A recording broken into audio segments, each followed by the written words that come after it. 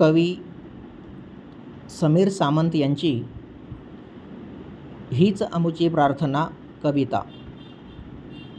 हीच अमुची प्रार्थना अन हेच आमुचे मागणे, माणसाने माणसाशी माणसा समवागणे।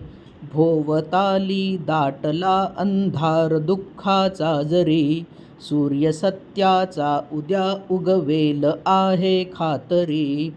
तोवरी देई आम्हाला काजव्यांचे जागणे, माणसाने माणसाशी माणसा समवागणे। धर्म जाती प्रांत भाषा द्वेष सारे संपू दे, एक निष्ठा एक आशा एक रंगी रंगू दे।